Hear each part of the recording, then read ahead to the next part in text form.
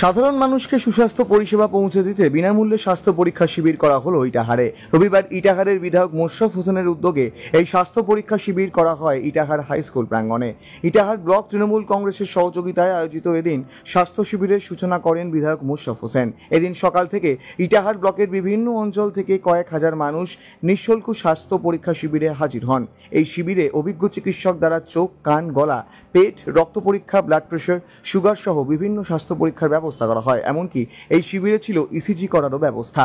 পাশাপাশি এই শিবিরে চিকিৎসার পর দেওয়া হয় বিনামূল্যে ওষুধ। এছাড়াও যে সমস্ত রোগীর চশমা প্রয়োজন তাদের পরবর্তীতে বাড়িতে চশমা পৌঁছে দেবে তৃণমূল কর্মীরা। শিবিরে আগত রোগীরা যথাযথ চিকিৎসা পরিষেবা পাচ্ছেন কিনা তা খতিয়ে দেখেন খোদ বিধায়ক। পাশাপাশি এদিনের শিবিরে আগত সাধারণ মানুষদের স্বাস্থ্য বিষয়ক সচেতন করেন বিধায়ক সহ চিকিৎসকরা। বিধায়ক ছাড়াও এই কর্মসূচিতে উপস্থিত ছিলেন 2 জেলা পরিষদ কর্মাধ্যক্ষ কার্তিক দাস ও সুন্দর কিস্কু, পঞ্চায়েত সমিতির সভাপতি রীনা সরকার, সহকারী সভাপতি মজিবুর রহমান সহ অন্যান্যরা। রাজনীতির ঊর্ধ্বে উঠে মানব সেবায় নিয়োজিত থাকতে এবং সাধারণ মানুষকে সুচিকিৎসা পরিষেবা পৌঁছে দিতেই বিনামূল্যে স্বাস্থ্য পরীক্ষা শিবিরের আয়োজন বলে জানান বিধায়ক মোশাররফ হোসেন। এটা প্রতি বছর নয়, এবছরও free health medical camp, free ওষুধ, ফ্রি স্বাস্থ্যসেবা এবং এখানে ভালো ভালো ডক্টরদের নিয়ে, এখানে সব বিভাগের ডক্টর নিয়ে পূর্ণাঙ্গ একটা ফ্রি হেলথ মেডিকেল ক্যাম্পের আয়োজন করা হয়েছে।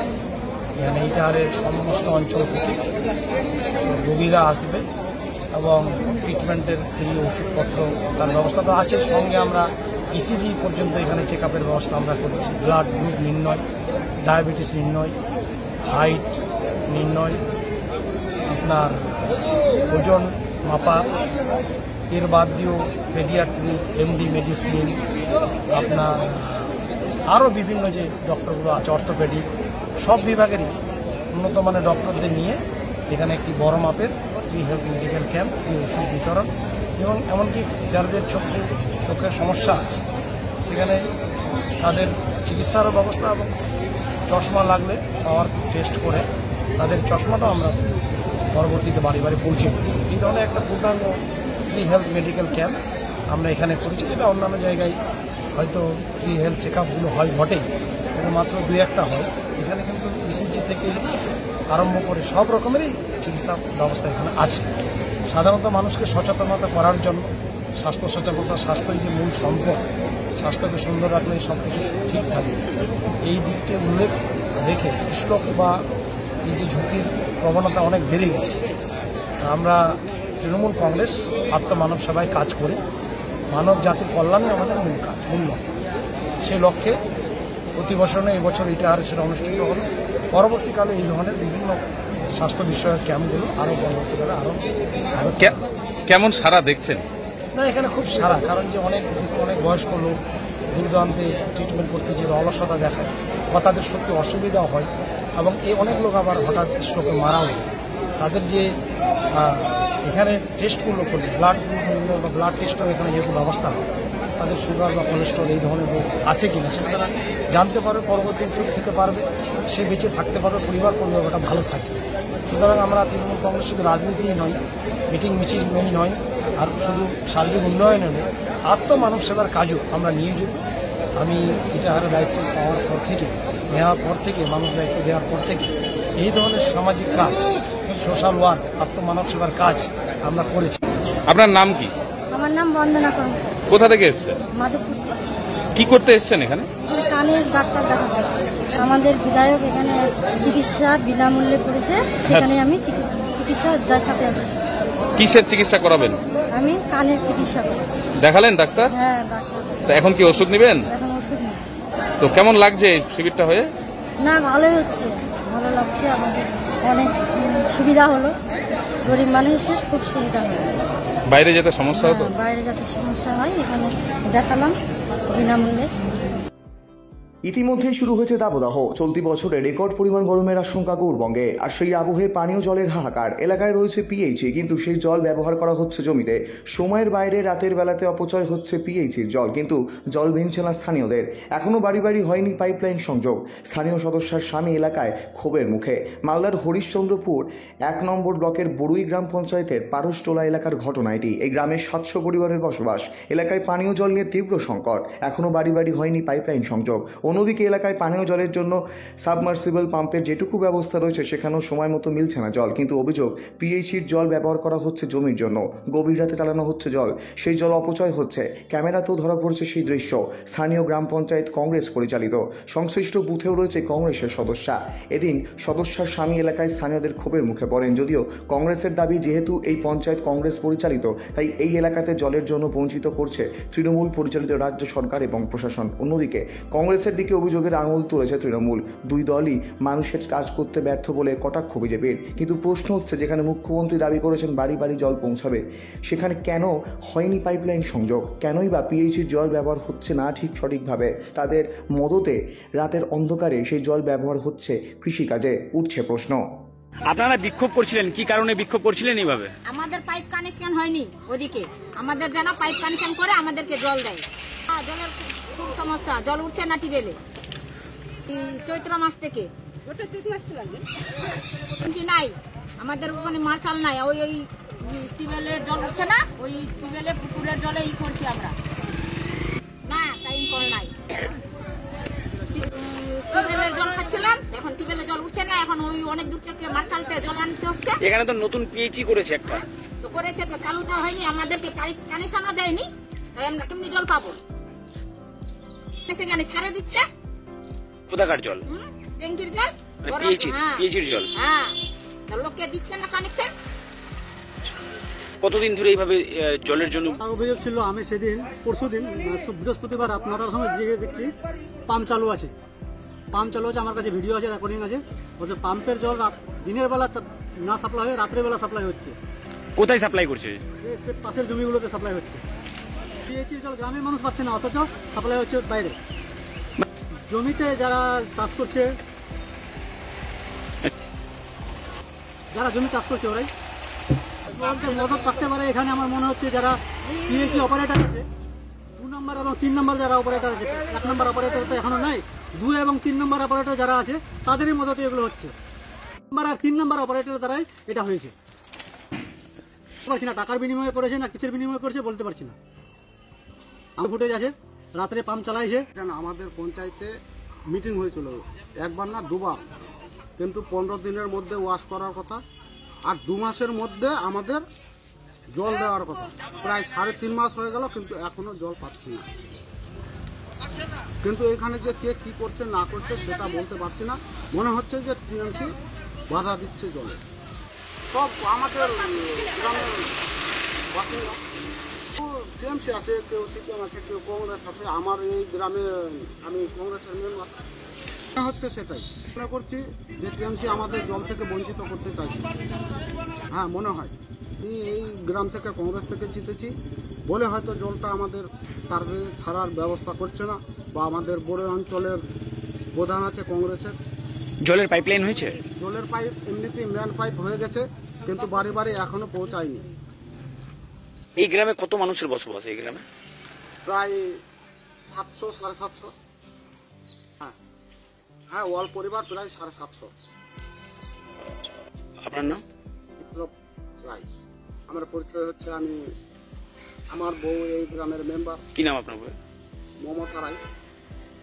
সোনার গয়না চুরির মামলায় মেডিকেল ফাঁড়ির পুলিশ বিহার থেকে এক অভিযুক্তকে গ্রেফতার করেছে। ধৃতের নাম কার্তিক চন্দ্র পোদ্দার, তিনি বিহারের বাসিন্দা। এই নিয়ে এই মামলায় মোট 3 জনকে গ্রেফতার করা হয়েছে।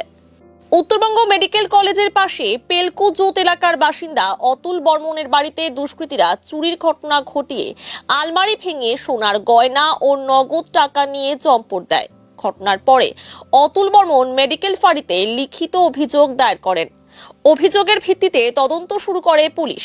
মাটিকাটার পালপাড়া এলাকা থেকে 2 অভিযুক্ত রাজেশ সাহা ও বিকাশ পাসওয়ানকে গ্রেফতার করে। রাজেশ সাহা কালিয়াগঞ্জ ও বিকাশ পাসওয়ান রায়গঞ্জের বাসিন্দা।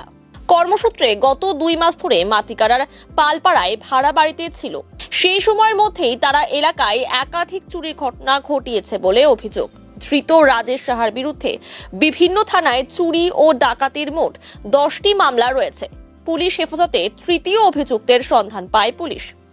এরপর পুলিশ কার্তিক চন্দ্র পোদ্দারকে গ্রেফতার করে শিলিগুড়ি নিয়ে আসে। পুলিশ জানিয়েছে, কার্তিক চন্দ্র পোদ্দার চুরি করা গয়না কেনা বেচার কাজ করত। তার কাছ থেকে চুরি যাওয়া 6 গ্রাম সোনার গয়না উদ্ধার করা হয়েছে। আজ মেডিকেল ফাঁড়ির পুলিশ 3 অভিযুক্তকে শিলিগুড়ি আদালতে পেশ করেছে। পুরো ঘটনার তদন্ত চলছে বলে জানিয়েছে পুলিশ। আবারও সামাজিক সহায়তামূলক কর্মসূচি গ্রহণ করলো রায়গঞ্জের দীপ্তি সেবা ফাউন্ডেশন। এর আগেও আমরা দেখেছি দীপ্তি সেবা ফাউন্ডেশন নামের এই সংস্থাটি বিভিন্ন সময় মানুষের পাশে দাঁড়িয়েছে, গরিব দুস্থ মানুষের জন্য সহায়তার হাত বাড়িয়ে দিয়েছে। আজ এই সংস্থার পক্ষ থেকে রায়গঞ্জের দেবীনগরে একটি নিঃশুল্ক স্বাস্থ্য পরীক্ষা শিবিরের আয়োজন করা হয়। শিবিরে চিকিৎসা করেন ডাক্তার আশিস সরকার, ডাক্তার রুমানা ঘোষ সরকার সহ একাধিক বিশেষজ্ঞ চিকিৎসক। তারা এই ধরনের শিবিরে অংশ নিয়ে বেশ খুশি। দীর্ঘক্ষণ সময় ধরে সাধারণ মানুষের চিকিৎসা করেন এদিন। এই কর্মসূচির মূল আয়োজক অর্থাৎ দীপ্তি সেবা ফাউন্ডেশনের সভাপতি দীপ্তি সরকার জানিয়েছেন, তিনি দীর্ঘ সময় ধরে সমাজসেবামূলক কাজ করছেন। চিকিৎসার পাশাপাশি মানুষজনের হাতে বিনামূল্যে ঔষধও তুলে দেওয়া হয়েছে। এই ধরনের উদ্যোগের প্রশংসা করছেন সকলেই।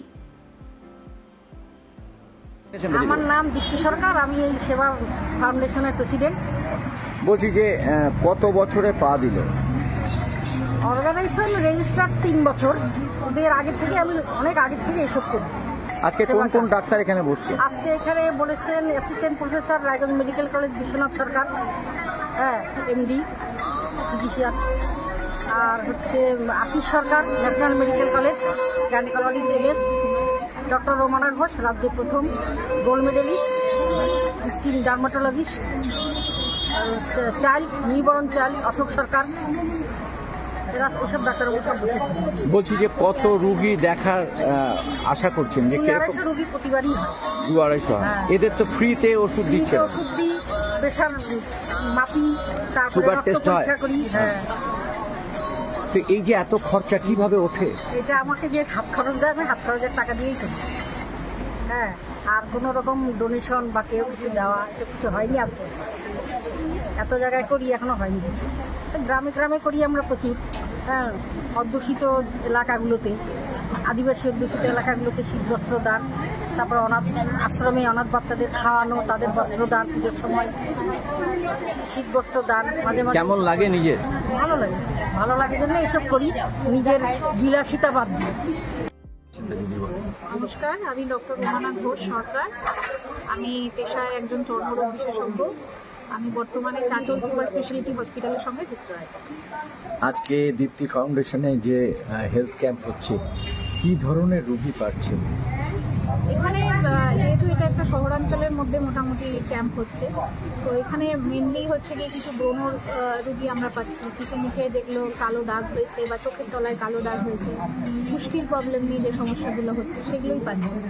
আপাতত সবে ক্যাম্প শুরু হয়েছে, মোটামুটি যা রোগী দেখলাম এর মধ্যেই পাচ্ছে। শহরাঞ্চলে সাধারণত এই ধরনের সমস্যা, মানে যেগুলো হচ্ছে বলতে পারেন কসমেটিক সমস্যা, কসমেটোলজির সমস্যা, সেগুলোই সাধারণত পাওয়া যায়। গ্রামে কিরকম ধরনের সমস্যা? গ্রামের দিকে ধরুন যারা চাষের কাজ করে তাদের হাতের প্রবলেম থাকে, এক্সিমা টাইপের প্রবলেম হয়।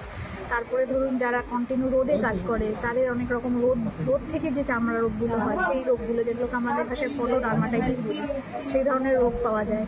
এছাড়া যেরকম গ্রামের দিকে যেটা খুব কমনলি আমরা পাই দাঁত তো ধরুন যদি গ্রামের দিকে ক্যাম্প হয় তাহলে প্রতি 10টা পেশেন্টের মধ্যে হয়তো 5টা পেশেন্টই দাঁতের। তার সঙ্গে স্কেবিস, যেটা বাংলা ভাষায় চুলকানি বলে, সেই ধরনের পেশেন্টও আমরা খুব পাই। মানে এটা কি অপরিষ্কার জনিত কারণে হয় দাঁতটা? হ্যাঁ, কিছুটা তো অপরিষ্কার জনিত কারণে। আর তার মধ্যে হচ্ছে গ্রামের দিকে সাধারণত ওভার ক্রাউডিং থাকে, মানে ধরুন একটা বাড়িতে যতজন থাকার কথা তার থেকে তুলনামূলক পরিমাণে বেশি লোক থাকে। তার কারণে তাদের পক্ষে নিজেদের প্রাইভেসি মেনটেন করা সম্ভব হয় না। হয়তো কেউ একা বাথরুম ইউজ করবে, সেই ব্যাপারটা হয় না। একা গামছা ইউজ করবে, সাবান ইউজ করবে, সেই ব্যাপারটা হয় না। তো সেই কারণে এটা একটা বেশি স্প্রেড করার সম্ভাবনা থাকে। আমার নাম ডক্টর আশিস সরকার, আমি MBBS digital and MS gynaecology. বলছি আজকে দীপ্তি ফাউন্ডেশনের যে স্বাস্থ্য ক্যাম্প হচ্ছে, কি ধরনের পেশেন্ট পাচ্ছেন? এখানে তো যে গর্ভবতী মা পাশাপাশি যেসব মহিলাদের বিভিন্ন ধরনের সমস্যাগুলো নিয়ে যে মহিলারা মায়েরা আসছেন, সেই ধরনের বিষয়গুলি আমরা আপাতত দেখছি। বিভিন্ন সমস্যা থাকে মায়েদের, গর্ভবতী মহিলাদের, তো এগুলি দেখে দেখা হচ্ছে যেরকম আসছে। অ্যানিমিয়া প্রবলেমটা বেশি? অ্যানিমিয়া তো এটা আমাদের ব্রেস্ট ডিলে প্রবলেম। গর্ভবতীর সময় বা গর্ভকালীন অ্যানিমিয়া বা রক্তাল্পতা, তো এটা আমাদের সমস্যা একটা বটে। এ নিয়ে তো আমাদের বিভিন্ন ধরনের প্রচার চলছে এবং সব স্তর থেকেই প্রচার চলছে, এনজিও লেভেল থেকে হোক, গভর্নমেন্ট লেভেল, সরকারের একটা মেন কনসার্নই হচ্ছে অ্যানিমিয়া ইন প্রেগনেন্সি, কীভাবে কমানো যায় রক্তাল্পতার যে সমস্যাগুলো বা যে সমস্ত পার্শ্ব প্রতিক্রিয়া গর্ভকালীন বা তার পরবর্তী যে মাতৃ মৃত্যুর হার বা পাশাপাশি মায়েদের যে অন্যান্য সমস্যাগুলো। মৃত্যুটা তো একটা সমস্যা বটেই বড়, এবং তার পাশাপাশি তো অনেক রক্তাল্পতার কারণে যেসব পার্শ্ব প্রতিক্রিয়াগুলো হয় বা সন্তান জন্ম নেওয়ার পরে যে মায়েদের যে শারীরিক ক্ষতিগুলো হয় সেগুলোর একটা মূল কারণ রক্তাল্পতা। কিন্তু জন্য জনসচেতনতা এটা যেমন দরকার এবং আমরা বিভিন্ন স্তর থেকে সেগুলো করছি। সচেতন যে হচ্ছে না তা নয়, এখন সচেতনতা আগের তুলনায় অনেকটাই বেড়েছে এবং লোক ধীরে ধীরে আরও সচেতন হচ্ছে।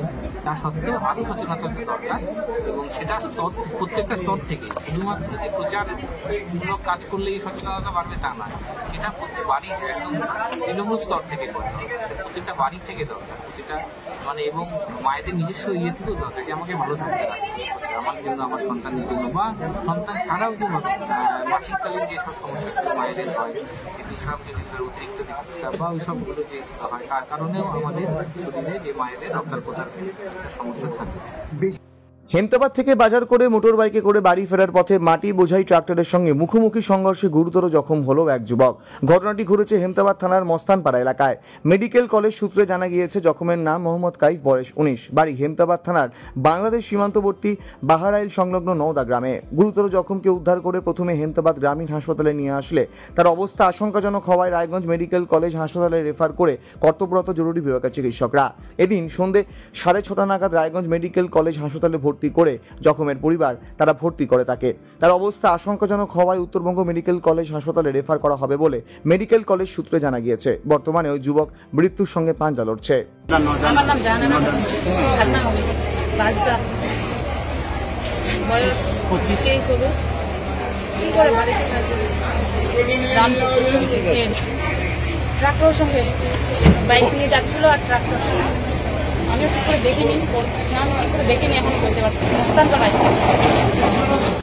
প্রতি বছরের ন্যায় এবারও নিষ্ঠা ও ভক্তি সহকারে মেধাই চণ্ডী পুজোর আয়োজন করা হয় কালিয়াগঞ্জ ব্লকের ধনকৈল অঞ্চলের হজরতপুর এলাকায়। এই পুজো কবে প্রচলন হয়েছিল এলাকার বয়স্ক মানুষেরা কেউ বলতে পারেন না। বাপ ঠাকুরদার আমলের আগেকার পুজো। পুরনো প্রথা মেনে বাসন্তী পুজোর পূর্ণিমার পরে তিথি দেখে শনিবার কিংবা মঙ্গলবার পুজোর আয়োজন করা হয়ে থাকে। এবছর শনিবারের দিন পুজোর আয়োজন করা হয়েছে নিষ্ঠা ও ভক্তি সহকারে। এখানে চণ্ডী রূপে পূজিত হন মেদাই চণ্ডী। দেবী মেদাই চণ্ডী চতুর্ভুজা, রয়েছে সিংহ, অসুর, সরস্বতী, লক্ষ্মী থাকলেও নেই গণেশ ও কার্তিক। গ্রামের মানুষেরা একত্রিত হয়ে নিষ্ঠার সাথে পূজার আয়োজন করেছে। এবছর পূজা শনিবার ও রবিবার মেলার পালার সাথে গানের আয়োজনও করা হয়েছে। কি নাম পূজাটা? পূজাটা আমার চণ্ডী ম্যান্ডাই চণ্ডী। এই পূজাটা প্রচলন কিভাবে হয় বা পূজাটা কিভাবে করা হয়? এই পূজাটা আমরা করি, এই বাসন্তী পূজা হয় পূর্ণিমার রাতে। আমরা 2-1 সপ্তাহ পরে আমরা এই মামলায় চণ্ডী পূজা করি। হ্যাঁ, দিন দেখে হয়। শনিবার নয় মঙ্গলবার। আচ্ছা, পুজোটা কত বছরের পুরানো? পূজাটা বহুদিনের পুরানো। আমার বাপ দাদু ঠাকুর দাদুরা পুজতে আছে, আমরা এখনো এই তো পূজাটা চালাইতে আছি। আপনারা জানেন না? না, আমরা জানি না। ঠাকুরের মাহাত্ম্য কেমন আছে? হ্যাঁ, ঠাকুরের উপকার পাচ্ছি গ্রামবাসী আমরা বলেই সবাই আনন্দ করে পুজতেছি, যে কাউ সবাই উপকার পাচ্ছি। আর যদি কোনো কিছু হয় আমরা মায়ের কাছে আশীর্বাদ নিই, আমরা উপকার পাই। চণ্ডী রূপে কেন পূজাটা হয়? হ্যাঁ, চণ্ডী রূপে কেন পূজাটা হয়?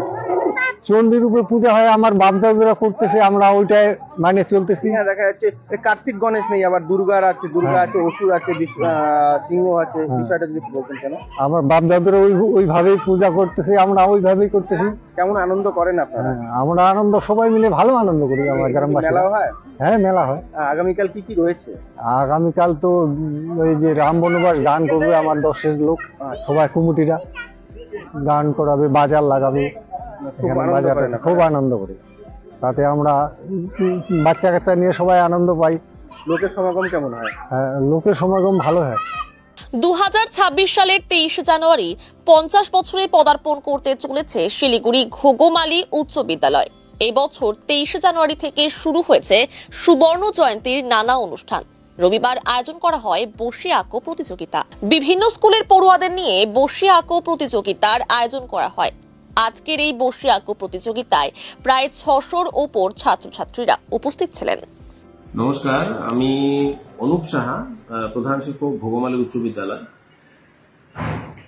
গত 23শে জানুয়ারি থেকে আমাদের এখানে আমাদের এই স্কুলের সুবর্ণ জয়ন্তী বর্ষ উদযাপন চলছে। আমরা প্রত্যেক মাসে একটা করে ইভেন্ট করব, এরকম আমাদের একটা সিদ্ধান্ত হয়েছিল। তো এ মাসের ইভেন্ট হিসেবে আজকে আমাদের এখানে বসে আঁকো প্রতিযোগিতা অনুষ্ঠিত হলো বা হচ্ছে। এটা আমরা বয়স ভিত্তিক 3টে গ্রুপে করেছিলাম এবং সেটা ওপেন টু অল ছিল। শুধু একটাই কন্ডিশন ছিল যে সেই স্টুডেন্টটাকে বা ছাত্র বা ছাত্রীকে কোনো একটা স্কুলের ছাত্র হতে হবে, মানে ছাত্র নয় এরকম কেউ পার্টিসিপেট করতে পারবে না। তো আমরা ভীষণভাবে সাড়া পেলাম আজকে বা পেয়েছি। প্রায় 600-650 ছাত্র বিভিন্ন স্কুল থেকে, বাংলা মিডিয়াম, ইংরেজি মিডিয়াম, বিভিন্ন বোর্ড, আমাদের West Bengal board, CBSE, WBB, ICSE, এই সমস্ত বিভিন্ন বোর্ডের ছাত্ররা এখানে অংশগ্রহণ করেছে। তো ভীষণভাবে সাড়া পেয়েছি, ভীষণভাবে সাড়া পাচ্ছি। আশা রাখছি আগামী দিনে যে প্রোগ্রামগুলো আমরা এখানে হবে শিলিগুড়ির আপামর জনসাধারণের কাছ থেকে সেইভাবে স্বতঃস্ফূর্তভাবে সাড়া পাবো। এবং সবার শেষে আমরা একটা মেগা ইভেন্ট করব, একটা মনোজ্ঞ সাংস্কৃতিক অনুষ্ঠান এবং পুরস্কার বিতরণী অনুষ্ঠান হবে মাঠে বড় মঞ্চ করে। সেখানেও সবাইকে আহ্বান জানাচ্ছি। ধন্যবাদ সকলকে। গঙ্গারামপুর বাসস্ট্যান্ড এলাকায় ভুয়ো নার্সিং ট্রেনিং সেন্টার চালানোর অভিযোগে 3 যুবককে গ্রেফতার করল গঙ্গারামপুর থানার পুলিশ। অভিযোগ, এই চক্রটি নার্সিং ট্রেনিং দেওয়ার নাম করে বহু মানুষের কাছ থেকে মোটা অঙ্কের টাকা হাতিয়ে নিয়েছে। পুলিশ সূত্রে জানা গেছে, এই ভুয়ো ট্রেনিং সেন্টারটি দীর্ঘ 1 বছর ধরে সাধারণ মানুষকে প্রলুব্ধ করে আসছিল। তারা প্রশিক্ষণের নামে শিক্ষার্থীদের কাছ থেকে 15 থেকে 30 হাজার টাকা পর্যন্ত আদায় করত। প্রায় 30 জন ভুক্তভোগী এই প্রতারণার শিকার হয়েছেন বলে প্রাথমিক তদন্তে জানা গেছে। ভুক্তভোগীদের অভিযোগের ভিত্তিতে গঙ্গারামপুর থানার পুলিশ অভিযান চালিয়ে 3 অভিযুক্তকে গ্রেফতার করে। ধৃতরা হলেন কৃষ্ণকান্ত মণ্ডল, বয়স 24, অসিত কুমার জানা, বয়স 24, পবিত্র জানা, বয়স 22। সকলের বাড়ি পূর্ব মেদিনীপুর এলাকায়। এই ঘটনার সাথে আর কে বা কারা জড়িত রয়েছে তার তদন্ত শুরু করেছে পুলিশ। পুলিশ সূত্রের খবর, গঙ্গারামপুর শহরের বাসস্ট্যান্ড এলাকায় বিল্ডিং ভাড়া নিয়ে nursing training health centre, Nourish health department নামে একটি ভুয়ো নার্সিং ট্রেনিং সেন্টার চালাতো অভিযুক্তরা। এই চক্রটি নার্সিং ট্রেনিং দেওয়ার নাম করে মানুষের কাছ থেকে 15 থেকে 30 হাজার টাকা নিত বলে অভিযোগ। তবে বেশ কিছুদিন সেন্টারে যাওয়ার পরেই সন্দেহ হয় কয়েকজন মহিলার। নার্সিং ট্রেনিংয়ের নাম করে বিভিন্ন প্রোডাক্ট বিক্রি করার কথা বলা হতো বলে অভিযোগ। ঘটনা নিয়ে গঙ্গারামপুর থানায় লিখিত অভিযোগ দায়ের করলে ওই সেন্টারে হানা দেয় গঙ্গারামপুর থানার পুলিশ। হানা দিয়ে 3 জনকে গ্রেফতার করে পুলিশ। 10 দিনের পুলিশি হেফাজতে চেয়ে রবিবার ধৃতদের তোলা হয় গঙ্গারামপুর মহকুমা আদালতে। আপনারা এখানে দিয়েছিলেন? আমরা এখানে এক একজন কেউ 20, কেউ 25, কেউ 30 হাজার করে দিয়ে হয়েছিলাম ভর্তি। আমাদেরকে এই তো অফিসটা, যেখানে মা হোটেল ক্যাটারিং এর পেছনে, এখানে বলা হয়েছিল হেলথের কাজ শেখানো হবে, নার্সের ট্রেনিং দেওয়া হবে। এখানে আমাদের এখান থেকে 6 মাসের ট্রেনিং করে একটা সার্টিফিকেট দেওয়া হবে। সেই সার্টিফিকেট নিয়ে আমরা হসপিটাল কিংবা নার্সিংহোমে চাকরি পেয়ে যাব। এখানে আমাদের বলা হয়েছিল যে পেশেন্ট আর রোগীর মাঝখানে যেগুলো কাজ, যেরকম নার্সের কাজ হয়, ব্লাড টেস্ট, সুগার টেস্ট, কিডনির প্রবলেম হলে কি কি করতে হয়, কি কি মেডিসিন দিতে হয়, এইগুলো আমাদেরকে বলা হতো যে এখানে শেখানো হবে। কিন্তু আমরা এখানে এসে দেখি যে এখানে কোনো রকম সেই রকম কোনো যন্ত্রপাতি, মেশিনপত্র কিচ্ছু নেই। এখানে বলা হয়েছিল যে পেশেন্টের ফুল বডি স্ক্যান করা হবে, তার একটা মেশিন আছে, এমআরআই করা হবে, কিন্তু এখানে এইসব কিচ্ছু নেই। কম্পিউটারে একটা হাত রেখে বলা হয় যে আপনার ফুল বডি স্ক্যান হয়ে গেছে। এটা ছেলে হোক মেয়ে হোক সবাইকে একই রকম দেখায়।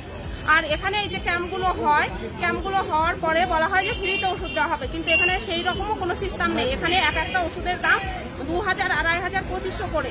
এখানে যখন সেই ওষুধটা একটা পেশেন্টকে আমরা দেওয়ার পরে সেখান থেকে আমাদেরকে কমিশন দিয়ে বেতনটা দেওয়া হবে, কিন্তু সেই বেতনও যদি আমরা চাই তখন আমাদেরকে বলে কি আপনাদের আর অফিসে আসতে হবে না, কাজ করতে হবে না, এরকম কথাবার্তা আমাদেরকে বলেছে। আচ্ছা, আপনাদের কি জয়েন করানোর কোনো ব্যাপার ছিল? হ্যাঁ, আমাদের এটাও বলেছিল যে আপনি যদি বড় লেভেল মানে লিডারশিপ নিয়ে পড়তে চান তাহলে আপনাকে মিনিমাম 15টা থেকে 30টা লোকের টিম বানাতে হবে, তবেই আপনি এখান থেকে মাস গেলে 15,000 টাকা কাজ করতে পারবেন। আমরা বলেছিলাম যে না, এটা তো আপনারা আমাদেরকে বলেননি যে এখানে আমাদের লোক ঢুকাতে হবে, লোককে নিয়ে এসে জয়েন করাতে হবে, ওষুধ সেল করতে হবে, এগুলো আমাদেরকে কিচ্ছু বলেনি। এইগুলো যখন আমাদেরকে বলেছে যে এইসব করতে হবে, আর এখান থেকে কি করে যখন আমরা 30টা লোককে ঢুকাবো, এখান থেকে আমাদেরকে দার্জিলিং, গোয়া অমুক জায়গায় ঘুরতে নিয়ে যাবে, সেখানে আমাদের হাজবেন্ডকে অ্যালাউ করবে না, সেখানে আমাদেরকে নিয়ে যাবে। সেখানে নিয়ে গিয়ে স্যাররা এখন কি করবে না করবে, এরা তো বাইরের লোক। আমরা বলেছিলাম যে আপনারা তো বাইরের লোক, ওখানে গিয়ে আপনাদের সাথে কি হবে, আমাদের সাথেই বা কি হবে না হবে সেটা তো আমরা জানি না। আমাদের বলা হয়েছিল হ্যাঁ শেখানো হবে, আমাদের শেখানো হবে জন্যই আমরা ভেবেছিলাম যদি এখানে শিখিয়ে যদি আমরা কোনো একটা হসপিটালে 8-10 হাজার টাকার কাজ পাই তাহলে তো খারাপ কিছু নেই, এর জন্যই আমরা এটা ভেবেই এখানে হয়েছিলাম। এর যোগাযোগটা লিপি সরকার হচ্ছে এখানকার লোকাল মেয়ে, তার দ্বারাই আত্মীয় স্বজনের দ্বারাই সে যোগাযোগ করে এই কাজটা মানে বাড়িতে যে সার্ভে করতে যায়, সার্ভে করার মাধ্যমে আমাদেরকে বলা হয় যে এরকম একটা ভালো কাজ আছে, সুযোগ আছে, আপনারা যদি চান এখানে ফর্ম ফিল আপ করতে পারেন। ফর্ম ফিল আপ করলে আপনি যদি সিলেক্ট হন, আপনি তো অনেক পড়াশোনা করেছেন, বাড়িতে কেন বেকার বসে থাকবেন, এখানে কাজ করুন, 8-10 হাজার টাকা মাস গেলে কামাতে পারবেন। এর জন্যই আমরা এতে হয়েছিলাম, মানে বাড়িতে গিয়ে আমাদেরকে যখন সার্ভে করে তখনই আমাদেরকে বলা হয়। এখন আপনারা কি জানতে পারলেন? এখন আমরা জানতে পারলাম যে এটা একদম পুরো চিট ফান্ড। আমরা এনাদেরকে বলেওছিলাম যে আপনারা তো এটা চিট ফান্ড খুলে বসে আছেন, এটা তো কোনো কিছু না হেলথের কাজ না কোনো কিছু, এখানে লোক ঢুকাতে হবে প্লাস প্রোডাক্ট সেল করতে হবে, মানে ওষুধ সেল করলে তবে আপনারা বেতন দেবেন, এটা আমাদেরকে আগে বলা হয়নি। আর এই যে স্যারগুলো আছে যে সবই তো 22, 23, 24, 25, 26 বছরের, এরা কি করে কিছু কিছু বউদের যারা একটু দেখতে ভালো, যারা একটু কথা বলতে জানে, তাদেরকে কি করে টার্গেট করে, তাদেরকে টার্গেট করে রাতে ফোন করে বাজে ভাবে কথা বলতো, বাজে প্রস্তাব দিত, ঘুরতে নিয়ে যাওয়ার অমুক জায়গায়, অনেক রকমের খারাপ কথা বলতো। হ্যাঁ, আমরা বিষয়টা পুলিশকে জানিয়েছি, কমপ্লেনও করেছি, সবকিছু করা হয়েছে আমাদের। দিদি আপনার নাম? আমার নাম লক্ষ্মী রাজবংশী। জানুয়ারি মাসে আমাদের ভর্তি হয়েছিল, ভর্তির সময় তো আমাদের প্রচুর কথা বলেছিল যে এখান থেকে আপনারা হচ্ছে একটা সার্টিফিকেট পাবেন যেটা দিয়ে আপনারা হচ্ছে হসপিটাল চান্স পাবেন। তো সেই আশা নিয়ে আমরা অনেক নিয়ে এখানে ভর্তি হয়েছি। কিন্তু কতজন ছিল এখানে তাও? হচ্ছে এই আমরা 3 মাস আমাদের অলরেডি হয়ে গেছে এখানে। তো তারপরে আমি মাঝে মধ্যে দেখি 2 দিন যখন আমার ট্রেনিং হলো তখন আমি এখানে যখন আসি তখন দেখি একটা মেয়ে হচ্ছে টাকা নিচ্ছে, তো ওনার নিচ্ছে 15,000 টাকা আর আমার নিয়েছে 25,000 টাকা। তো আমি সঙ্গে ওনাকে বলি যে ফোন করে যে ওনার হচ্ছে 15,000, আমার কেন 25,000 টাকা? তো বলছে আপনাকে বড় লেভেলের কাজ দেওয়া হবে, আপনাকে আগের থেকে জানানো হবে, যার জন্য আপনার এই টাকাটা বেশি নেওয়া হয়েছে। কতজন স্টুডেন্ট ছিল এখানে? এইখানে অনেক স্টুডেন্ট, যেটা আমরা এখানে জানতে পারি না। হল ট্রেনিং যেদিন হয় মারোয়ারি ভবনে, সেদিন আমরা জানতে পারি যে প্রায় 250-300 জন হবে। এখন আরো আমরা এই কয়েকদিন ধরে তো আমরা আমাদের ডাকছে না, 1 মাস ধরে প্রায় ডাকছে না, আমাদের সঙ্গে যোগাযোগ না, আমরা নিজের থেকেই যোগাযোগ করি। এখন তো প্রচুর লোকজন আরো ঢোকাইছে, প্রচুর লোক ঢোকাইছে, সেটা আমরা এখন অন্তত আমরা জানতে পারছি না। কত টাকা করে নিয়েছে এক একজনের কাছ থেকে? এক একজনের কাছে 15,000, 20,000, 25,000, 30,000, যার কাছে যেমন পেয়েছে সেমন নিয়েছে। এটা কি ভুয়ো সেন্টার তাহলে? হ্যাঁ, এটা হচ্ছে নেটওয়ার্ক বিজনেস। এটা আমরা পরে জানতে পারলাম হচ্ছে এটা একটা নেটওয়ার্ক বিজনেস, যার কারণে আমরা প্রতারিত হয়েছি। আর আমাদের প্রতিটা মেয়েদেরকে এটা প্রতিবাদ করা দরকার, যার জন্য আমরা একটা গ্রুপ হয়েছিলাম। কিন্তু তাদের মধ্যে থেকে ওরা স্যারদেরকে জানিয়ে দিয়েছিল, যার জন্য স্যাররা আবার আমাদের নামে দুর্নাম করে ওদেরকে ভুল কথা বলেছে যে তোমাদের নামে ওরা এরকম বলেছে। তো মেয়েগুলো ওরা পিছিয়ে সরে গেছে, ওরা বলছে যে না, আমরা তোমাদের সঙ্গে আর থাকবো না। আপনারা কি চাইছেন এখন? আমরা চাইছি যে এইখান থেকে অফিসটা যেন উঠে যায়। সাধারণ মধ্যবিত্ত থেকে যে মহিলারা আসে, কত আশা নিয়ে আসে, ওদের যে ভুল বুঝিয়ে যে এখানে আনানো হয়, তারা যেন এখান থেকে দূরে থাকে, তারা যেন এখানে না আসে, আর অফিসটা যেন উঠে যায়। আমরা এটাই চাচ্ছি। আপনার নাম? আমার নাম সুমনা পারে। আমার কাছে ঘর ভাড়া নিচ্ছে 1 বছর হলো, আর এই স্মার্ট বালু প্রোডাক্ট বিক্রি হিসাবে সেই ঘর ভাড়া আমি দিই, কাগজপত্র দেখে আমি ঘর ভাড়া দিই। আচ্ছা, কালকে কি জানতে পারলেন? কালকে জানতে পারি যে কিছু মেয়ে এসে বলে আমাদের চাকরি করে দিবে বলে টাকা পয়সা নিয়েছে, আমাদের চাকরির পয়সা পাচ্ছি না, এ নিয়েই ওনাদের সাথে কথাবার্তা হয়। তারপরে পার্টি থেকে লোক আসে, তারপরে ওটা নিয়ে যায়, আমি ওদেরকে তুলে দিই। আমি ওদের কাছে শুনতে পারলাম কারোর কাছে 10,000, কারোর কাছে 12,000। এই যে আপনার বিল্ডিং এই যে সেন্টার চলতো ভুয়ো সেন্টার, আপনি কি কিছু বুঝতে না পারছেন? এ সম্বন্ধে তো আমি কিছু জানি না। কি কি ডকুমেন্টস দিয়ে ভাড়া নিয়েছিল আপনার কাছ থেকে? আমার কাছে আধার কার্ড দিয়েছে, তারপরে ওদের জিএসটি রেজিস্ট্রেশন নাম্বার দিয়েছে, কোম্পানির সিপিএন নাম্বার দিয়েছে, এটা দেখে ডকুমেন্টস ভেরিফাই করেছিলেন? হ্যাঁ ডকুমেন্টস ভেরিফাই করেছি। ঠিক আছে, আপনার নাম? আমার নাম সুজিত দত্ত। এটিএম মেশিনে সেলোটেপ লাগিয়ে কারচুপির চেষ্টা, গোপনে ফাঁদ পেতে সেই প্রতারককে হাতে নাতে ধরল এটিএম এর কর্মীরা। রবিবার দুপুরের ঘটনায় চাঞ্চল্য ছড়ালো বালুরঘাট শহরের শিবতলী এলাকায়। ধৃত প্রতারকের নাম জাহিদ খান, বয়স 35, বাড়ি বিহারের গয়াতে। এদিকে বিষয়টি জানাজানি হতেই ব্যাপক চাঞ্চল্য ছড়া এলাকায়। পরে ওই যুবককে ধরে বালুরঘাট থানার পুলিশের হাতে তুলে দেন স্থানীয় বাসিন্দা ও এটিএম কর্মীরা। পুরো ঘটনার তদন্ত শুরু করেছে বালুরঘাট থানার পুলিশ। জানা গিয়েছে প্রায় দিনই এটিএম জালিয়াতির ঘটনা সামনে আসছে। বালুরঘাটের শিবতলী এলাকায় একটি রাষ্ট্রায়ত্ত ব্যাংকের এটিএম এ কারচুপি করার চেষ্টা দীর্ঘদিন ধরে করছিল প্রতারকরা। আজও প্রতারকরা এটিএম মেশিনে সেলোটেপ লাগিয়ে কারচুপির চেষ্টা করে, যার কারণে অনেক গ্রাহক এটিএম এ টাকা তুলতে গেলেও তা পারেননি। এদিকে প্রতারণা চক্রের চেষ্টার বিষয়টি জানার পর থেকেই এটিএম এর উপর নজর রাখছিলেন কর্মীরা। এদিনও সেলোটেপ লাগানোর বিষয় নজরে আসতেই তাকে হাতে নাতে ধরে ফেলে স্থানীয়রা। ঘটনায় উত্তেজিত জনতাই প্রতারককে চড় থাপ্পড় মারে। অভিযোগ, এটিএম প্রতারণার চেষ্টায় যুবক দীর্ঘদিন ধরে করছিল বলেই এটিএম এর কর্মীরা জ্বালিয়েছেন। এদিকে বিষয়টি জানাজানি হতেই পুরো ঘটনা খতিয়ে দেখছে বালুরঘাট থানার পুলিশ। আছে হ্যাঁ, ওইখানে আমরা ঢোকার আগে দেখলাম ও ঢুকে আছে। এবার আমরা ঢোকার পর যখন টাকা তুলতে যাই তখন দেখলাম টাকা বেরোচ্ছে না, স্টিকার মারা আছে, মানে যে স্টিকারটা মারলে টাকাটা এসে ব্লক হয়ে যাবে, পরে যে কোনো সময় নিয়ে নেওয়া যাবে, সেটা তো কাস্টমার বুঝতে পারবে না। আপনি গ্রাহক একজন? আমি একজন গ্রাহক। কি করে বুঝতে পারলেন যে এরকম সমস্যা করে রেখেছে? এরকম সমস্যা এর আগে হয়েছে তো, সেজন্য আমরা সজাগ ছিলাম। তারপরে কি করলেন? তারপরে ওকে ধরলাম, ও পালিয়ে গেছিল, আমরা দৌড়ে এসে ধরেছি। কি মনে করছেন, কোথা থেকে এসছে এরা? এ তো বললো যে যার ঠিকানা দিল, একবার বললো রাজা খান নাম, এখন বললো সাইদ খান। ও কোথা থেকে এসছে? বিহার থেকে এসছে। এখানে কোনো পরিচিত ব্যক্তি কেউ রয়েছে ওর সঙ্গে, আর কেউ ছিল ওর সঙ্গে? বলতে পারবো। আপনার কোথায় নিয়ে এসছেন ওকে? আমরা থানায় দিয়ে দিলাম। আপনার নাম? আমার নাম হচ্ছে সার্বিক দাস। আপনার বাড়ি এখানে? আমার বাড়ি এই থানা কোয়ার্টারের পিছন দিকে। দাদা, আপনারা একজনকে ধরে থানায় নিয়ে আসলেন, কি হয়েছে ঘটনাটা? এটিএম এ ফট কেস করছিল, এর আগে করতে ধরা পড়েনি, আজকে সেটা হচ্ছে ধরলাম আমি হাতে নাতে। কিভাবে ফট কেস করছিল? এটিএম এর টাকা ঢুকায় যেখানে, সেখানে লকটা খোলা যায়, খুলছে ওরা, খুলে দিলে কালো টেপ মারছে, কালো টেপ মেরে হচ্ছে তোমার খাটা নামাইলে কালো টেপ মেরে বাড়াচ্ছে। সে সময় আমি ঢুকে রিপোর্ট করতে যাই, ঢুকে দেখি এরকম। আপনার কি এটিএম এর কর্মী? আমি এটিএম এ দিল কোম্পানি। আপনারা কি করতে এসেছিলেন? আমি রিপোর্ট করতে এসেছি। রিপোর্ট করতে এসেছিলেন, তারপরে কি দেখলেন এসে? আচ্ছা, দেখি কালো টেপ মারা। কেন, কি কারণে মেরেছে টেপটা? টাকা হচ্ছে, টাকা 2 নম্বরই করার জন্য, টাকা আটকে যাবে ওখানে, লোকের টাকা হচ্ছে বের করে নিয়ে যাবে পরে। এটা কি মাঝে মাঝে হচ্ছে বালুরঘাটে? হচ্ছে ওটাতেই। আপনার কি নজরে ছিলেন নাকি? আমি হচ্ছে নজরে ছিলাম, আজকে আমি টাইমিং ঢুকছি, ধরতে পারছি। কি করছিল আপনি, কি দেখলেন তখন? এখন টেপ মারছে, ফট কেস। তারপরে কোথা থেকে ধরলেন? দৌড়াতে আসলাম, ধরে অটো স্ট্যান্ড গুলোর ওখানে অটো লোকগুলো ছিল, ওরাও ধরলো। পালাচ্ছিল নাকি? হ্যাঁ, পালাচ্ছিল। ওর সঙ্গে আর কজন ছিল, কি মনে করছেন? একাই দেখলাম। বাকি কি আর কেউ আছে মনে করছেন? বাকি কাউকে দেখলাম না। কি না আপনার? আমার নাম বিমান হালদার। আমি কি দায়িত্বে আছেন? আমি এটিএম এর দায়িত্বে আছি। দাদা, এটিএম এ কি হয়েছে ঘটনা? অ্যাকচুয়ালি এরা আছে বাইরের লোক, তো এটা অ্যাকচুয়ালি যেখানে এটিএম এর টাকাটা বের হয় ওখানে একটা স্টিকার টাইপের কিছু লাগিয়ে দেয়, যার কারণে টাকাটা আটকে যায়। পরে এসে ওরা সেখানে স্টিকারটা খুলে টাকাটা বের করে নিয়ে চলে যায়। কিভাবে ফ্রড করছিল?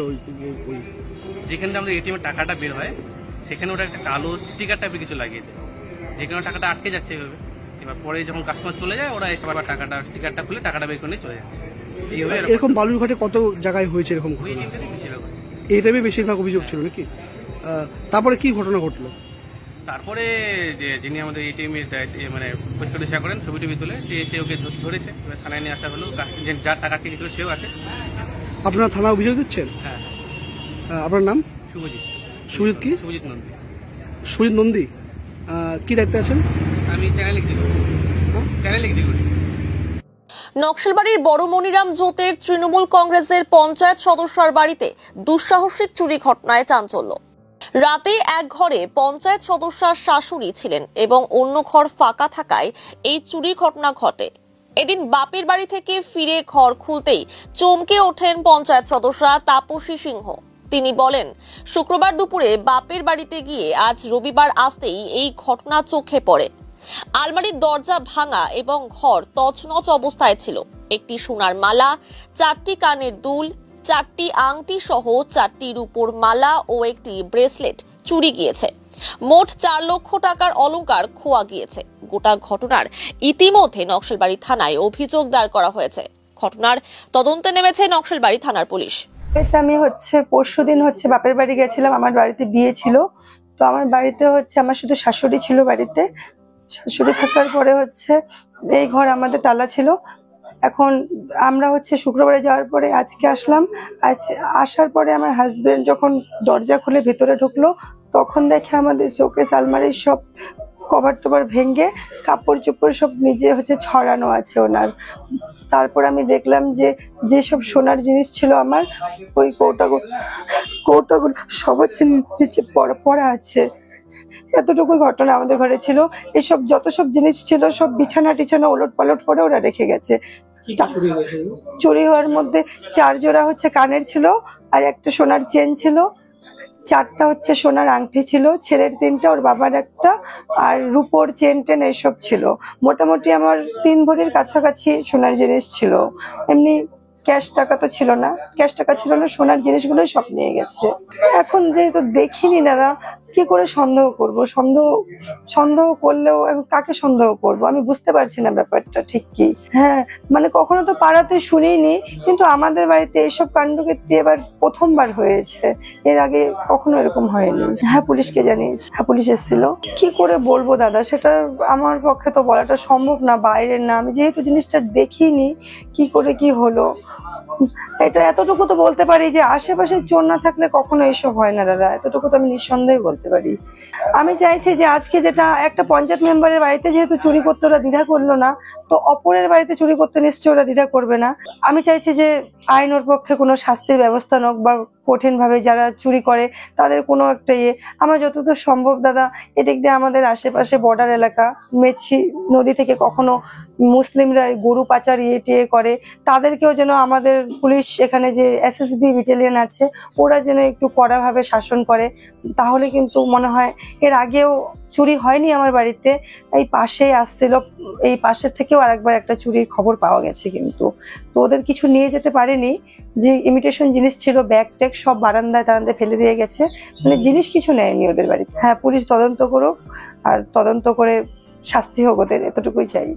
গতকালের ঘটনার পরিপ্রেক্ষিতে বালুরঘাট থানার পুলিশের তরফে কেন্দ্রীয় প্রতিমন্ত্রী তথা বিজেপি রাজ্য সভাপতি সুকান্ত মজুমদার, গঙ্গারামপুরের বিধায়ক সত্যেন্দ্রনাথ রায়, তপনের বিধায়ক বুধরাই টুডু, বিজেপি জেলা সভাপতি স্বরূপ চৌধুরী সহ প্রায় 90 জনের বিরুদ্ধে অভিযোগ দায়ের করেছে। সরকারি সম্পত্তির নষ্ট সহ একাধিক ধারায় পুলিশ শতপ্রণোদিত মামলা রুজু করেছে। অন্যদিকে পুলিশের লাঠির আঘাতে মাথায় চোট পেয়েছেন বিজেপির জেলা সাধারণ সম্পাদক বাপি সরকার। গতকালই সিটি স্ক্যানে বাপি সরকারের মাথায় রক্ত জমাট বাঁধার বিষয়টি নজরে আসে। এরপরই রবিবার দুপুরে বিজেপি নেতাকে চিকিৎসার জন্য কলকাতায় নিয়ে যাওয়া হয়। পুলিশের বিরুদ্ধে পাল্টা অভিযোগ করায় হবে বলে জানিয়েছেন সুকান্ত মজুমদার। প্রসঙ্গত নিয়োগে দুর্নীতি ও হিন্দুদের উপর অত্যাচারের বিরুদ্ধে বালুরঘাটে প্রতিবাদ সভা ও এসডি অফিস চলন কর্মসূচি ছিল বিজেপির। সেই কর্মসূচিকে কেন্দ্র করেই ধুমধুমার পরিস্থিতি তৈরি হয়েছিল শনিবার বিকেলে বালুরঘাট ডিএম অফিস চত্বরে।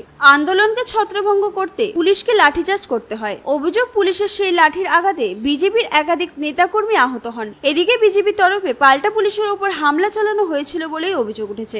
ঘটনায় বালুরঘাট থানার আইসি সুমন্ত বিশ্বাস সহ বেশ কয়েকজন পুলিশ কর্মী আহত হন। একজন সিভিক কর্মীর মাথা ফেটে যায়। আহত বিজেপি কর্মীদের চিকিৎসার জন্য বালুরঘাট সুপার স্পেশালিটি হাসপাতালে নিয়ে যাওয়া হয়। আহত পুলিশ কর্মীদেরও হাসপাতালে নিয়ে যাওয়া হয় চিকিৎসার জন্য। এ নিয়ে বিজেপির রাজ্য সভাপতি তথা কেন্দ্রীয় প্রতিমন্ত্রী সুকান্ত মজুমদার বলেন, 26-এর ভোটের আগে বিজেপি কর্মীদের মিথ্যে মামলায় ফাঁসানোর চেষ্টা করা হচ্ছে। এ নিয়ে তারাও পাল্টা মামলা করবেন বলেই সুকান্ত মজুমদার জানিয়েছেন। কালকে যে পুলিশের উপর পুলিশ যে লাঠিচার্জ করেছে, আপনাদের দলীয় পুলিশ মামলা করছে প্রায় 100 জনের কাছাকাছি, একাধিক নেতাদের নাম আপনার নামও রয়েছে। কি অবস্থা আপনাদের একজন কর্মী জেলার সাধারণ? না, আমাদের সাধারণ সম্পাদক হসপিটালে ভর্তি, আপনারা জানেন। গতকাল তাকে ভর্তি করা হয়েছিল। ডাক্তার সিটি স্ক্যান করে বলেছে যে মাথায় রক্ত জমেছে। এটা তো অন্যায়, যে পুলিশ করেছে তাকে আমরা ছাড়বো না, তার বিরুদ্ধে আমরা মামলা করব। আর এক্ষেত্রে এখানকার যে ডিএসপি আছে বিক্রম প্রসাদ, ডিএসপি হেডকোয়ার্টার, আমরা জানি সে রাত্রিবেলা কার কাছে পয়সা নিতে যায়, কোন মন্ডলের কাছে কুরমাইলে যায় টাকা নিতে, কার টাকায় চলে ওনার সংসার, আমরা সব খবর রাখি।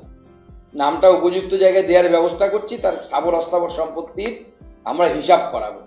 তিনি বেশি ঝামেলা পাকিয়েছেন, বালুঘাটে কোনোদিন এই ধরনের ঝামেলা হয়নি। আমরা কোনো পুলিশের গায়ে হাত দিইনি। আমরা পুলিশের ব্যারিকেড ছিল, আমাদের কর্মীরা সেই ব্যারিকেড ভাঙার চেষ্টা করেছে। এটা তো সব গণতান্ত্রিক আন্দোলনে হয়, কোনো পুলিশের গায়ে হাত দেওয়া হয়নি। তারপরে পুলিশ যে ধরনের আচরণ করেছে, আচরণ মেনে নেওয়া যায় না। আমরাও পুলিশের বিরুদ্ধে মামলা করব। পুলিশ তো নাটক করছে। আমি তো যখন বেরিয়ে এলাম, যখন হাসপাতাল থেকে দেখলাম হাসছে পুলিশ, আইসিকে ঘিরে যারা ছেলেপেলে, যারা পুলিশের ছেলেপেলে যারা দাঁড়িয়ে আছে, কনস্টেবল হবে হয়তো, তারা হাসাহাসি করছে। আরে কেউ অসুস্থ হলে সেখানে গিয়ে কেউ হাসাহাসি করে? পরিষ্কার বোঝা যাচ্ছে এটা মিথ্যে কেস দেওয়ার জন্য, মিথ্যে মামলা দেওয়ার জন্য এটা চলছে। 26-এ নির্বাচনের আগে আমাদের কর্মীদেরকে গ্রেপ্তার করার জন্য একটা চক্রান্ত পুলিশের তরফ থেকে চলছে। বিশাল প্রতাপ ঝাড়খণ্ডের বাসিন্দা। তিনি সাইকেল করে ভারত ভ্রমণে বেরিয়েছিলেন। গত 12 দিন আগে রওনা দেন এবং আজ ইসলামপুর শহরে পৌঁছান এবং তার মিশন দূষণ মুক্ত ভারত গড়ার লক্ষ্য তার অভিযান। তিনি বলেন, আগে দিল্লি ও মুম্বাইতে দূষণের মাত্রা বেশি দেখা যেত, বর্তমানে ভারতবর্ষের বিভিন্ন এলাকায় এই দূষণ মাত্রা বেড়েছে। তাই সাধারণ মানুষকে সচেতন করতে তার সাইকেল নিয়ে ভারত যাত্রা। তিনি বলেন, কোনো ছোট্ট কাজের ক্ষেত্রেও আমরা মোটরসাইকেল বা গাড়ি নিয়ে বেরিয়ে পড়ছি। সাইকেল নিয়ে যাত্রা করলে দূষণের মাত্রাও কম হবে। ইসলামপুর শহরেও বেরিয়ে তিনি শহরের সাধারণ মানুষকে প্রকৃতির দূষণের মাত্রা যে দিনকে দিন বাড়ছে তার সম্বন্ধে বোঝান। क्या नाम हुआ आपका? कहाँ से चले थे? झारखंड से। तो आज कितना दिन हुआ यहाँ तक पहुँचने? 12 दिन हो गया मुझे। इसके बाद फिर कहाँ कहाँ टूर है आपका? तो अभी यहाँ से हम सिलीगुड़ी के साइड जा रहे हैं। सिलीगुड़ी से दार्जिलिंग, दार्जिलिंग से गैंगटॉक, गैंगटॉक से फिर असम आएंगे, असम, मेघालय, अरुणाचल प्रदेश, नागालैंड, त्रिपुरा, मिजोरम, फिर वेस्ट बंगाल का कोलकाता के साइड से, फिर छत्तीसगढ़, उड़ीसा, आंध्र प्रदेश, तेलंगाना, हैदराबाद, तमिलनाडु, केरल, कर्नाटक करते हुए फिर ऊपर चलेगा। आप जी, तो रहते कहाँ है और खाना पीना और ये सब? सर, कुछ लोगों के द्वारा मदद मिल जाती है, कुछ लोगों के द्वारा उनके घर पे आसरा मिल जाता है, या फिर मंदिर में रुक जाते हैं, या फिर पेट्रोल पंप पे रुक जाते हैं। मोटिव क्या है आप? सर, ग्रीनरी को लेके और पर्यावरण को लेके। पहले क्या था कि पहले दिल्ली और मुंबई सिर्फ प्रदूषित था, अभी पूरा भारत प्रदूषित हो गया। वातावरण जो हमें मिला था वो वातावरण अभी रहा नहीं। हम अपने कंफर्ट जोन से बाहर नहीं निकल पा रहे हैं। अगर हमें 1 किलोमीटर भी जाना है तो उसके लिए हम अपने घर से निकलते हैं तो गाड़ी में चाबी लगाते हैं और निकल पड़ते हैं। साइकिल क्यों चुना? सर, साइकिल चुनने का रीजन है कि ग्रीनरी को थोड़ा सा, पर्यावरण को दूषित नहीं करे। अगर हम नहीं करेंगे और मुझसे देखकर 10 लोग भी अगर इंस्पायर हो रहा है तो उनको देख के फिर और 10 लोग इंस्पायर होंगे। आप क्या काम करते हैं? सर, मेरा बिजनेस है रेस्टोरेंट का। बोले साइकिल चला करके कहीं रुकते हैं, उसके बाद फिर रास्ते में साइकिल चलाते हैं तो कहीं डर या कोई तरह का? भारत अभी बहुत विकसित हो गया है तो किसी तरह का कहीं से कोई दिक्कत नहीं है और काफी अच्छे लोग हैं, हर जगह सपोर्ट करते हैं। तो रेस्टोरेंट का बिजनेस छोड़ के आइए? सर, बिजनेस अभी कर रहे हैं और उसके साथ में हम अभी ट्रैवल भी कर रहे हैं।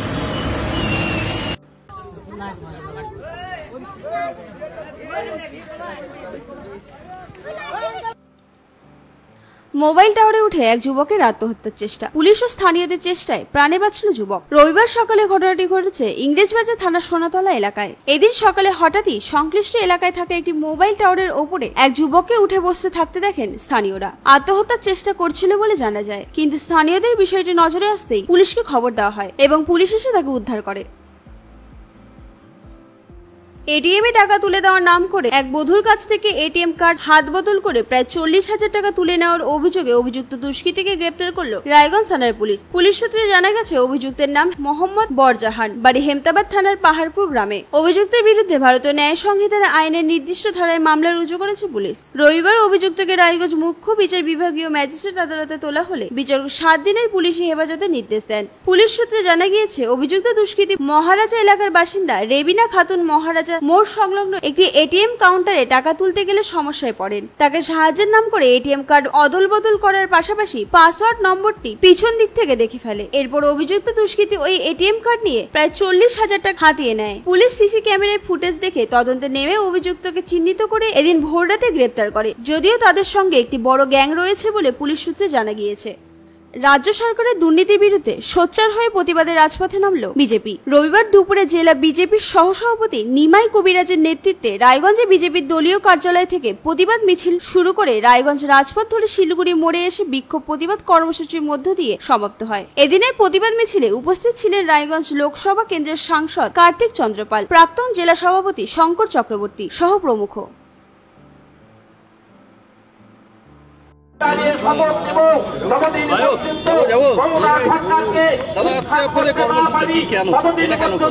আজকে আমাদের কর্মসূচি আপনারা সবাই জানেন, রাজ্য বিজেপির ডাকে আজকে আমাদের জেলায় 26,000 যে চাকরি, সেই চাকরির যে যাদের যোগ্য লিস্ট সেই তালিকার দাবিতে এবং চারিদিকে যেভাবে সনাতনীদের অত্যাচার হচ্ছে, মালদা মুর্শিদাবাদে যেভাবে মানুষ খুন হচ্ছে, তারই প্রতিবাদে আজকে আমাদের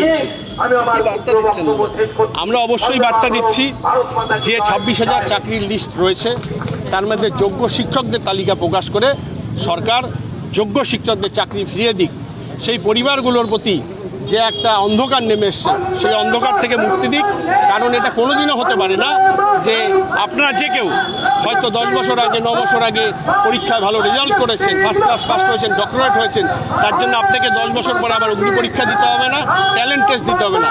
যোগ্য তালিকা প্রকাশ করলে সেই পরিবারগুলো চাকরি পেয়ে যাবে এবং সরকার যোগ্য তালিকা প্রকাশ করে নিজের ভুল নিজে স্বীকার করবে। বলেছে পরীক্ষায় প্রসেস করার জন্য বলেছে, যদি সুপ্রিম কোর্টকে আগে যোগ্য তালিকা দিতে হতো তাহলে আজকে পশ্চিমবাংলার এই পরিস্থিতি হতো না, আজকে অচল অবস্থা তৈরি হতো না। আপনারা কি করবেন এই আন্দোলনে? অবশ্যই আমাদের একই কথা থাকবে, যোগ্য শিক্ষকরা যেন তাদের চাকরি ফিরে পায়, সরকার যোগ্য তালিকা প্রকাশ করুক, তাহলেই সমস্যার সমাধান হয়ে যাবে। আপনারা কি বৃহত্তর আন্দোলনে যাবেন? অবশ্যই আন্দোলনে যাব এবং আমাদের যারা ঊর্ধ্বতন কর্তৃপক্ষ হচ্ছে তারা সবভাবেই সহযোগিতা করছে। আমাদের লক্ষ্য কোনো যোগ্য যেন বঞ্চিত না হয়। আপনি সাংসদ, এই জেলার যারা চাকরিহারা তাদের নিয়ে কি সংসদে কোনো কথা বলবেন? অবশ্যই সংসদে করব, তারা আমার কাছে এসেছিল, তাদের সাথে আমার কথা হয়েছে এবং আমি চেষ্টা করছি তাদের যে কথা, সেই কথা আমার জায়গা মতো ঊর্ধ্বতন কর্তৃপক্ষকে পৌঁছে দেওয়ার। এবং আমরা বারে বারে বলছি আমাদের একটাই লক্ষ্য, সেটা হচ্ছে কোনো যোগ্য যারা শিক্ষক রয়েছে তারা যেন বঞ্চিত নয়, তারা যোগ্যতা দিয়ে চাকরি পেয়েছে তাদের সসম্মানে তাদের চাকরিতে ফেরানো হোক। এবং তার সাথে পশ্চিমবাংলায় যে একটা অচলাবস্থা তৈরি হয়েছে, এই যে মালদা মুর্শিদাবাদের যে পরিস্থিতি হয়েছে, একই পরিবারের যে বাবা ছেলেকে হত্যা করা হয়েছে, এর আমরা বিচার চাই। পশ্চিমবঙ্গের মানুষ শান্তি চায়, কিন্তু শান্তি কোনোভাবেই প্রতিষ্ঠা হচ্ছে না। আগামী দিনে 2026-এ ভারতীয় জনতা পার্টি সেই শান্তি ফিরিয়ে আনবে। আপামর জনসাধারণের কাছে অনুরোধ করবো, আপনি আসুন আমরা সবাই মিলে একসাথে কাঁধে কাঁধ মিলে আগামী দিনে ভারতীয় জনতা পার্টি সরকার আমরা প্রতিষ্ঠাত করি, পশ্চিমবঙ্গে শান্তি ফিরিয়ে আনি। রাষ্ট্রপতি শাসনের কথা বারবার করছে বিজেপি।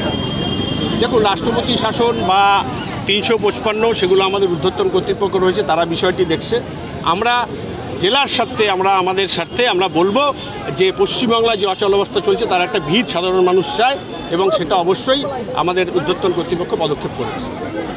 ভারতীয় জনতা পার্টির পক্ষ থেকে উত্তর দিনাজপুর জেলায়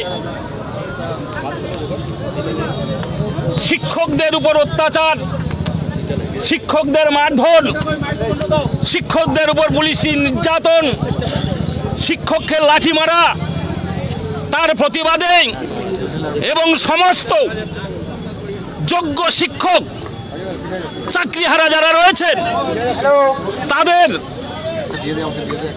পূর্ণ নিয়োগের দাবিতে ভারতীয় জনতা পার্টির পক্ষ থেকে আজকের যে বিক্ষোভ প্রদর্শন, তার সঙ্গে গোটা পশ্চিমবাংলা ব্যাপী তৃণমূল সরকারের পক্ষ থেকে হিন্দুদের উপরে যেভাবে নির্যাতন চলছে, হিন্দুদের বাড়ি ঘর পুড়িয়ে দেওয়া হচ্ছে, হিন্দুদেরকে মারধর করা হচ্ছে, হিন্দুদের দোকানপাট লুটপাট করা হচ্ছে, বাড়ি থেকে টেনে নিয়ে এসে হিন্দুদের খুন করা হচ্ছে। তাই এই সরকার, তৃণমূলের সরকার, হিন্দু নিধনকারী সরকার, এই সরকারের পদত্যাগের দাবিতে ভারতীয় জনতা পার্টির পক্ষ থেকে উত্তর দিনাজপুর জেলা সহ পশ্চিমবঙ্গের সমস্ত জায়গায় যে প্রতিবাদ বিক্ষোভ হচ্ছে, তারই প্রতিবাদে আজ আমরা এখানে দাঁড়িয়ে প্রতিবাদ করছি। অবিলম্বে পশ্চিমবঙ্গ সরকার, তৃণমূলের সরকার উৎখাত করে পদত্যাগ করে পশ্চিমবাংলার বুকেই ভারতীয় জনতা পার্টি সরকারকে প্রতিষ্ঠিত করবার লক্ষ্যেই আজকের এই প্রতিবাদ। পাঁচজন বাংলাদেশিকে গ্রেফতার করল বিএসএফ। এরপর কালিয়াগঞ্জ থানার পুলিশের হাতে তুলে দেয় বাংলাদেশিদের। পুলিশ সূত্রে জানা গেছে ধৃতদের নাম নমিতা বালা বয়স 33, আশানন্দ রায় বয়স 30, বাংলাদেশের দিনাজপুর জেলার বোচাগঞ্জ থানার চপাইডাঙ্গি গ্রামে তারা থাকে। বিনয় রায় বয়স 18, বাড়ি বাংলাদেশের দিনাজপুর জেলার বিরল থানার ডারইল গ্রামে। চিত্র দেব শর্মা, দীপু দেব শর্মা বাড়ি বাংলাদেশের দিনাজপুর জেলার বোচাগঞ্জ থানার মালালগাঁও গ্রামে। ধৃতদের বিরুদ্ধে ভারতীয় ন্যায় সংহিতা আইনের ফরেন অ্যাক্টে মামলা রুজু করেছে পুলিশ। এদিন ধৃতদের রায়গঞ্জ মুখ্য বিচার বিভাগীয় ম্যাজিস্ট্রেট আদালতে তোলা হলে বিচারক 14 দিনের জেল হেফাজতের নির্দেশ দেন। বিএসএফ সূত্রে জানা গিয়েছে ধৃতরা মাস 4 আগে বাংলাদেশ থেকে সীমান্ত পেরিয়ে দালাল মারফত ভারতে প্রবেশ করে। এই কদিনে বিহারের একটি ইট ভাটায় শ্রমিকের কাজে কর্মরত ছিল তারা। সম্প্রতি ধৃতবধূর শাশুড়ির মারা যাওয়াতে এই খবর শুনে পরিবারের সদস্যরা একত্রিত হয়ে গতকাল দালাল মারফত ভারত থেকে বাংলাদেশ পার করার সময় বিএসএফ এর হাতে ধরা পড়ে যায় তারা। এরপর কালিয়াগঞ্জ থানার হাতে তুলে দেয় তাদের বিএসএফ। এদিন অর্থাৎ রবিবার ধৃতদের রায়গঞ্জ মুখ্য বিচার বিভাগীয় ম্যাজিস্ট্রেট আদালতে তোলা হলে বিচারক 14 দিনের জেল হেফাজতের নির্দেশ দেন তাদের।